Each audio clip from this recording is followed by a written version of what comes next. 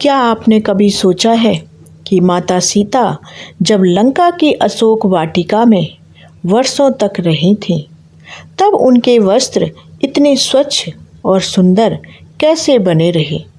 कैसे इतने साफ सुथरे वस्त्र उनके बने रहे? चारों ओर राक्षसियों का पहरा, राजमहल से दूर एक उदास वन, कठिन परिस्थितियाँ और लंबा समय। फिर भी उनके वस्त्र मैले क्यों नहीं दिखाई देते थे? आखिर उस वस्त्र में ऐसा क्या रहस्य छिपा था जिसे जानकर स्वयं मंदोदरी भी हैरान रह गई थी। क्या वह कोई साधारण वस्त्र थे या फिर उसके पीछे किसी महान तपस्विनी का आशीर्वाद था? और सबसे बड़ा सवाल यह है कि माता सीता ने रावण की सोने की लंका में मिले सुंदर वस्त्रों और बहुमूल्य आभूषणों को स्वीकार क्यों नहीं किया? आज की इस कथा में हम इसी रहस्य को शुरुआत से अंत तक जानेंगे। लेकिन ध्यान रखिए, इस कहानी का सबसे बड़ा रहस्य वस्त्र की चमक में नहीं, बल्कि उस सीख में छिपा है जो माता अनसुईया ने कभी माता सीता को दी थी और जिसे माता सीता ने लंका में रहकर अपने जीवन से सिद्ध कर दिया है। तो कहानी को, रहस्य को अंत तक जरूर देखिएगा और सुनिएगा। लंका की अशोक वाटिका में माता सीता अत्यंत कठिन परिस्थिति में रह रही थी। रावण ने छल से उनका हरण किया था और उन्हें लंका ले आया था। वह चाहता था कि माता सीता उसके ऐश्वर्य के देखकर प्रभावित हों और उसकी बात स्वीकार कर लें। लेकिन सीता जी के लिए रावण की सोने की लंका भी उस प्रेम और धर्म के सामने कुछ नहीं थी जो उनके हृदय में श्री राम के लिए था। रावण के पास अपार शक्ति थी, विशाल सेना थी, सोने के महल थे, असंख्य रत्न थे और राजसी वैभव की कोई कमी नहीं थी। लेकिन माता सीता इन सब चीज़ों से बिल्कुल प्रभावित नहीं हुई। वह अशोक वाटिका में बैठकर केवल अपने प्रभु श्री राम को याद करती थी और उन्हें पूरा विश्वास था कि श्री राम उन्हें खोजते हुए लंका अवश्य आएंगे। उनकी आंखों में अपने पति के प्रति विश्वास था और मन में धर्म के प्रति अटूट निष्ठा थी। रावण ने कई बार माता सीता को समझाने का प्रयास किया। उसने उन्हें लंका की महारानी बनने का प्रलोभन दिया। उसने कहा कि यदि सीता उसकी बात स्वीकार कर ले तो उन्हें संसार के सारे सुख मिल सकते हैं। उसने कीमती आभूषण, सुंदर वस्त्र और अनेक बहुमूल्य वस्तुएं उनके पास भेजीं। लेकिन माता सीता ने उन सभी वस्तुओं को ठुकरा दिया। उनके लिए वह वस्तु कितनी भी मूल्यवान क्यों न हो, यदि वह रावण की ओर से आती थी तो उसका कोई महत्व नहीं था। माता सीता के लिए सम्मान और धर्म ही सबसे बड़ा धन था। उन्होंने अपने आचरण से यह दिखा दिया कि इंसान के पास दुनिया की सारी संपत्ति हो सकती है, लेकिन यदि उसके जीवन में सत्य और धर्म नहीं है तो वह वैभव किसी काम का नहीं है। समय बीतता गया। माता सीता अशोक वाटिका में ही रही। लंका के लोगों के लिए यह बात धीरे धीरे आश्चर्य का विषय बनने लगी कि सीता जी इतने लंबे समय से वहाँ रह रही हैं, लेकिन उनके वस्त्र ना तो पुराने दिखाई देते और ना ही सामान्य धूल मिट्टी से मैले होते हैं। रावण की पत्नी मंदोदरी भी इस बात को लेकर बहुत ही उत्सुक थी जानने के लिए कि आखिर कैसा क्यों। मंदोदरी ने सीता जी के बारे में बहुत कुछ सुना था और वह समझती थी कि सीता कोई साधारण स्त्री नहीं है। उन्होंने सीता जी के धैर्य को देखा था, उनके आत्मविश्वास को महसूस किया था और यह भी देखा था कि लंका का अपार वैभव उन्हें जरा भी आकर्षित नहीं कर पा रहा है। लेकिन वस्त्रों से जुड़ा यह प्रश्न उनके मन में बार बार उठता था। एक दिन मंदोदरी ने निश्चय किया कि वह स्वयं अशोक वाटिका जाएंगी और माता सीता से इस रहस्य के बारे में पूछेंगी। मंदोदरी अशोक वाटिका पहुंची। वहां उन्होंने माता सीता को देखा। चारों ओर का वातावरण गंभीर था। राक्षसियां पहरा दे रही थीं और सीता जी एक वृक्ष के नीचे शांत भाव से बैठी थीं। परिस्थितियां कितनी भी कठिन क्यों न हो, उनके चेहरे पर एक अलग ही तेज दिखाई देता था। मंदोदरी उनके पास गईं और सम्मानपूर्वक उनका अभिवादन किया। उन्होंने अपना परिचय दिया और कहा कि देवी, मैं आपसे एक बात पूछना चाहती हूँ कि रावण ने आपके लिए अनेक सुंदर वस्त्र, आभूषण और बहुमूल्य वस्तुएं भेजी, लेकिन आपने उनमें से कुछ भी स्वीकार नहीं किया। आप इतने लंबे समय से यहाँ रह रही हैं, फिर भी आपको किसी वस्तु की आवश्यकता महसूस नहीं होती। लेकिन मेरे मन में एक और प्रश्न है, जिसका उत्तर मैं बहुत समय से जानना चाहती हूँ। मंदोदरी ने माता सीता के वस्त्रों की ओर देखते हुए पूछा कि आप इतने लंबे समय से यहाँ पर हैं। वनवास के दौरान आपने कठिन रास्ते देखे, जंगलों की धूल देखी और अब लंका में भी काफ़ी समय बीत चुका है। फिर भी आपका वस्त्र इतना स्वच्छ और नया कैसे दिखाई देता है? आखिर इस वस्त्र में ऐसा क्या विशेष है? क्या यह कोई दिव्य वस्त्र है? क्या इसे किसी देवता ने आपको दिया है, या इसके पीछे कोई ऐसा रहस्य है जिसे लंका में कोई नहीं जानता है? माता सीता ने मंदोदरी की ओर देखा और शांत स्वर में कहा कि मंदोदरी, तुम्हारा प्रश्न उचित है, लेकिन इस वस्त्र की कहानी केवल इसके दिव्य होने की कहानी नहीं है। इसके साथ मेरे जीवन की एक बहुत बड़ी स्मृति और एक महान शिक्षा जुड़ी हुई है। मंदोदरी की उत्सुकता और बढ़ गई जानने के लिए। उन्होंने पूछा कि आखिर यह वस्त्र आपको किसने दिया था? क्या इसे आपके पिता महाराज जनक ने दिया था, या वनवास पर आते समय माता कौशल्या ने आपको दिया था? माता सीता ने कहा कि नहीं, यह वस्त्र ना तो मेरे पिता ने मुझे दिया था और ना ही माता कौशल्या ने दिया। यह मुझे वनवास के शुरुआती दिनों में एक ऐसी महान तपस्विनी ने से प्राप्त हुआ था, जिनका नाम सुनकर ही श्रद्धा अपने आप उत्पन्न होती है। जी हाँ, वह थी महर्षि अत्रि की पत्नी माता अनसुईया। माता सीता ने मंदोदरी को बताया कि वनवास के शुरुआती दिनों की बात है। श्री राम, लक्ष्मण और वह स्वयं वन के कठिन रास्तों से गुजर रहे थे। राजमहल की सुख सुविधाएं पीछे छूट चुकी थीं। अब जीवन का हर दिन जंगलों, पहाड़ों और कठिन रास्तों के बीच बीत रहा था। लेकिन सीता जी के मन में कोई शिकायत नहीं थी। उनके लिए सबसे बड़ा सुख यही था कि श्री राम उनके साथ थे। इसी यात्रा के दौरान वे महर्षि अत्रि के पवित्र आश्रम में पहुँचे। श्री राम ने महर्षि अत्रि को प्रणाम किया और लक्ष्मण तथा सीता जी ने भी उनका आशीर्वाद लिया। महर्षि अत्रि श्री राम के धर्म और विनम्रता से बहुत प्रसन्न हुए। उन्होंने कहा कि उनकी पत्नी अनसुईया सीता से मिलकर बहुत प्रसन्न होगी। श्री राम की अनुमति लेकर माता सीता माता अनसुईया के पास पहुंची। उन्होंने उनके चरणों में प्रणाम किया। माता अनसुईया ने सीता जी को अपनी पुत्री के समान प्रेम दिया। उन्होंने उन्हें अपने पास बैठाया और बहुत स्नेह से उनके जीवन के बारे में पूछा।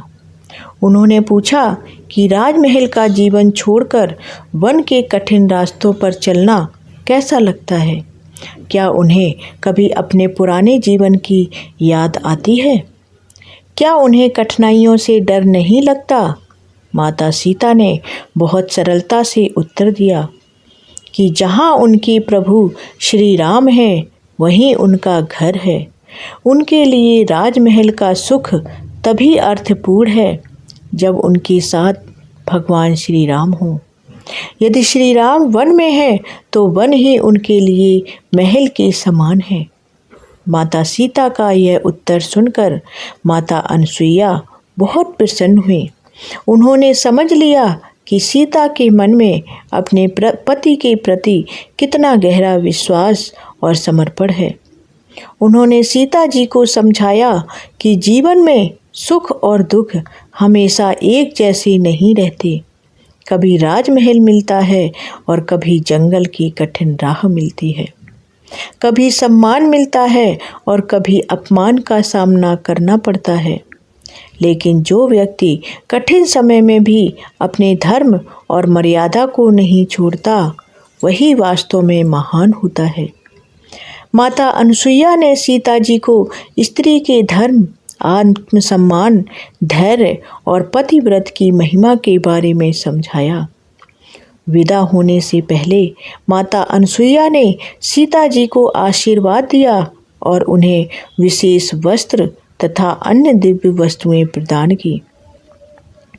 कथा के अनुसार उन्होंने सीता जी को एक विशेष पीले रंग का वस्त्र दिया और बताया कि यह सामान्य वस्त्र नहीं है, यह उनके तप का फल और आशीर्वाद है। वन का जीवन कठिन है, रास्तों में धूल और मिट्टी मिलेगी, मौसम बदलेंगे और अनेक कठिन परिस्थितियां आएंगी, लेकिन इस वस्त्र पर सामान्य धूल मिट्टी का प्रभाव कभी नहीं पड़ेगा और यह आसानी से पुराना नहीं होगा। माता सीता ने उस वस्त्र को केवल एक वस्त्र के रूप में नहीं लिया, बल्कि उसे माता अनसुईया के आशीर्वाद के रूप में स्वीकार किया। लेकिन माता अनसुईया ने उस समय सीता जी को जो बात समझाई, वही इस पूरी कथा का सबसे गहरा रहस्य है। उन्होंने कहा कि दिव्य वस्त्र शरीर को स्वच्छ रख सकता है, लेकिन मन की पवित्रता की रक्षा कोई वस्त्र नहीं कर सकता। बाहरी सुंदरता समय के साथ बदल सकती है, लेकिन चरित्र की सुंदरता मनुष्य के कर्मों से बनती है। वस्त्र शरीर को ढकता है, लेकिन मर्यादा की रक्षा मनुष्य को स्वयं करनी होती है। उन्होंने सीता जी को आशीर्वाद दिया कि जीवन में चाहे कितनी भी बड़ी परीक्षा क्यों न आए, वे अपने धर्म और सत्य से कभी विचलित नहीं होंगी। माता सीता ने मंदोदरी से कहा कि लंका में आकर उन्हें माता अनसुईया की वही शिक्षा बार बार याद आती रही। रावण ने उनके सामने सोने की लंका का वैभव रख दिया। उसने उन्हें राजसी वस्त्र और आभूषण देने चाहे। उसने उन्हें लंका की महारानी बनने का सपना दिखाया, लेकिन सीता जी को पता था कि गलत मार्ग से मिलने वाला सुख कभी सच्चा सुख नहीं हो सकता। उन्होंने रावण की किसी भी वस्तु को स्वीकार नहीं किया।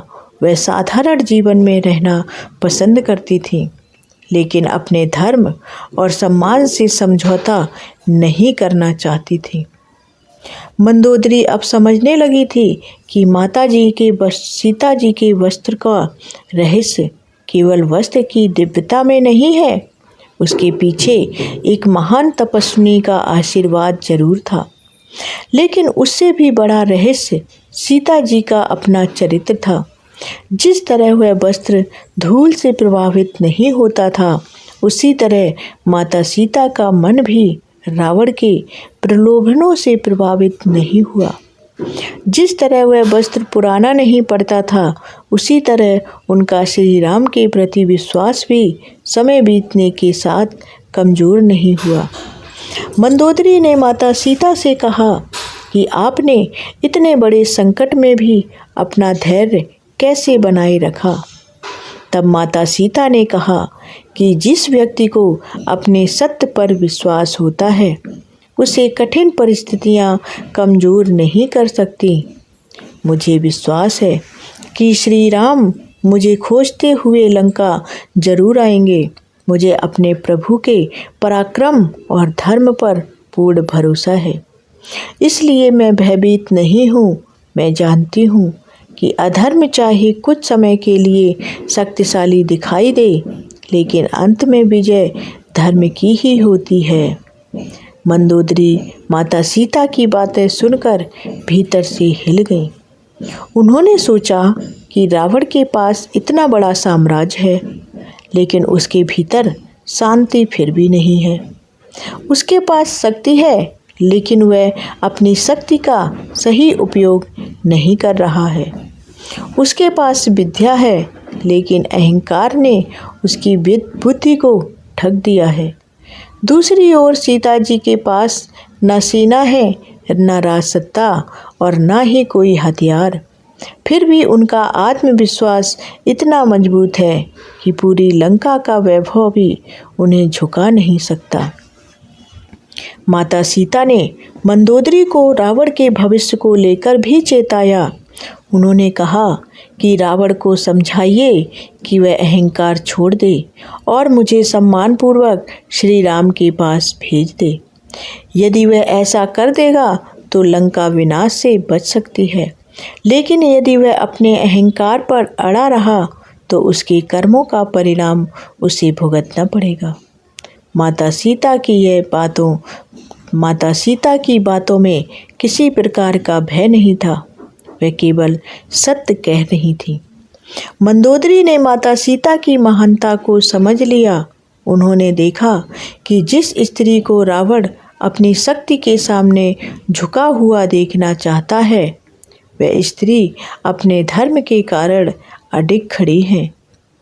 मंदोदरी के मन में अब सीता जी के लिए सम्मान और बढ़ गया। वह वहाँ से वापस लौट गए, लेकिन उनके मन में रावण के लिए चिंता और गहरी हो चुकी थी। समय बीतता गया और आखिर वह दिन आया जब श्री राम की सेना लंका पहुंची। भीषण युद्ध हुआ। रावण की विशाल सेना और उसके महान योद्धा एक एक करके युद्ध भूमि में गिरने लगे और अंत में श्री राम और रावण का सामना हुआ। रावण का अहंकार उसके सामने था और श्री राम के हाथों में धर्म की शक्ति थी। युद्ध के अंत में रावण का वध हुआ और लंका का अभिमान टूट गया। माता सीता की प्रतीक्षा समाप्त हुई। श्री राम ने उन्हें मुक्त कराया और सत्य की विजय हुई।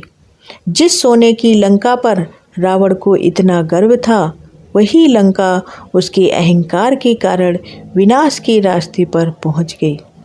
और माता सीता, जिन्होंने कठिन से कठिन समय में भी अपने धर्म को नहीं छोड़ा, अंततः सम्मान और सत्य की प्रतीक बनकर सामने आई।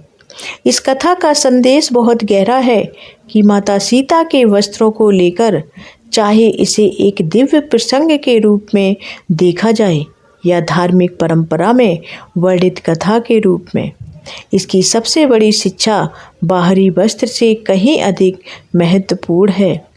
मनुष्य का असली आभूषण उसके संस्कार हैं। सुंदर वस्त्र शरीर को सुंदर बना सकते हैं, लेकिन अच्छे विचार और अच्छे कर्म ही जीवन को सुंदर बनाते हैं। धन मनुष्य को सुविधाएं दे सकता है, लेकिन आत्मसम्मान और सत्य ही उसे वास्तविक शक्ति देता है। रावण के पास सोने की लंका थी, लेकिन उसके भीतर अहंकार था। माता सीता के पास उस समय कोई राजसी वैभव नहीं था, लेकिन उनके भीतर धर्म और विश्वास था।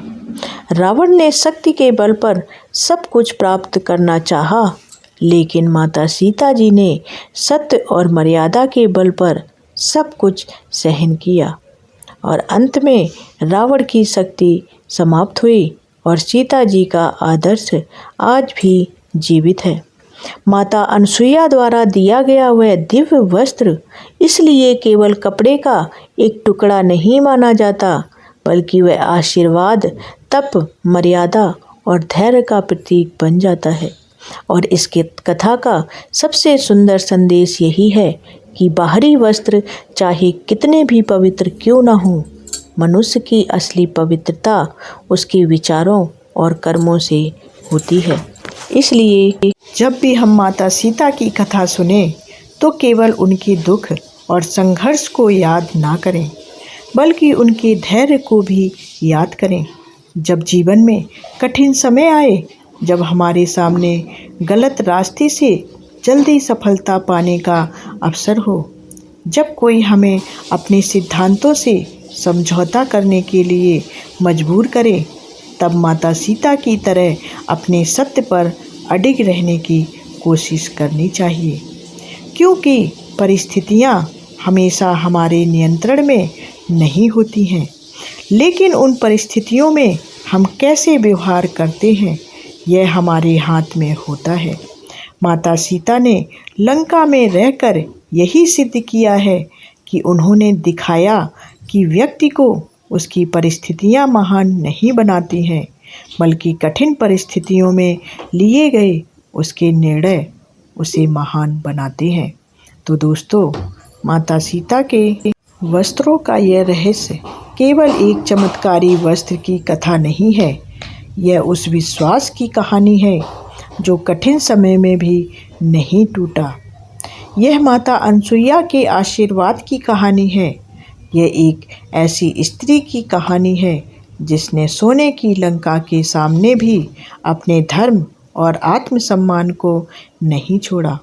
और यह उस सत्य की कहानी है जो अंत में अधर्म और अहंकार पर विजय प्राप्त करता है। तो दोस्तों, अगर आपको रामायण का यह अनसुना और रोचक प्रसंग पसंद आया हो तो वीडियो को लाइक ज़रूर करें और इस जानकारी को अपने परिवार और मित्रों के साथ शेयर ज़रूर करें। और ऐसे ही पौराणिक रहस्यों की जानकारी के लिए हमारे चैनल को सब्सक्राइब ज़रूर करें और कमेंट में श्रद्धा से लिखें, जय श्री राम, जय माता सीता। मिलते हैं अगले एक और नए रहस्य के साथ। तब तक के लिए जय श्री राम, जय माता सीता कमेंट ज़रूर करें। धन्यवाद।